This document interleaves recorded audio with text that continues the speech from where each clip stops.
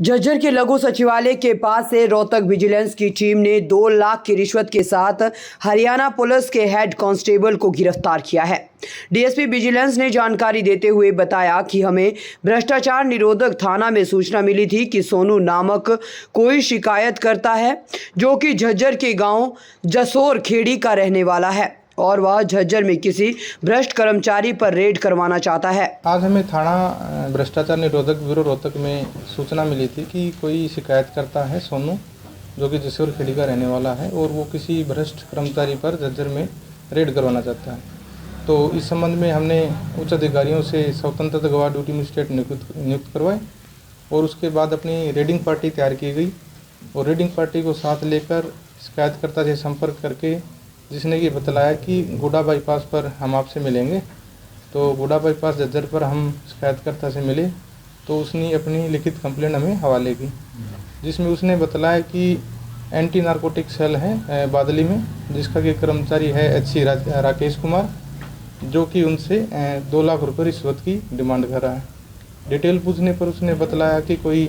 आसोदा थाने में मुकदमा दर्ज हुआ था 8 दिसंबर को, जिसमें कि कोई सुनील पकड़ा गया था और सुनील अरेस्ट करने के बाद वो उस शिकायतकर्ता का भाई अभिमन्यु है, मोनू उर्फ मोलड़,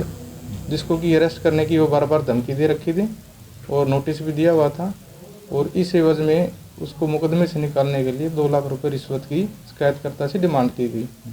और इसके 2 लाख रुपये की रिश्वत की डिमांड के साथ साथ शिकायतकर्ता को यह भी बोला गया कि आपको इस मुकदमे में किसी दूसरे आदमी का नाम देना पड़ेगा, जिसके लिए कि आपको केस में अरेस्ट करने के लिए एक आदमी पेश करना होगा और साथ में उसका एक जमानती पेश करना होगा। तो ये सारी सूचना बतलाने के बाद हमने पूरा अपना रूपरेखा तैयार की है और जैसे ही जो कल्प्रिट था उसने अनाज मंडी में पैसे लाने के लिए बोला है तो वहाँ छाया गवाह ड्यूटी मजिस्ट्रेट के साथ हम भी छुप के वहीं टीम के साथ रहे और वहाँ अनाज मंडी से जैसे उसने रिश्वत राशि ली है तो उसको मौके से उसकी गाड़ी से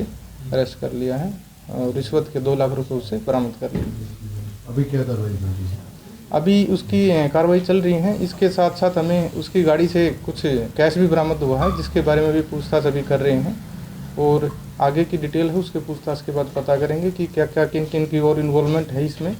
और अगर इसमें किसी और की इन्वॉल्वमेंट है तो उनसे भी पूछताछ करके उनको अरेस्ट किया जाएगा। कितने बंदे पकड़े गए? अभी मौका पर रेड एंडेड एक ये पकड़ा गया है और आगे पूछताछ भी जारी है।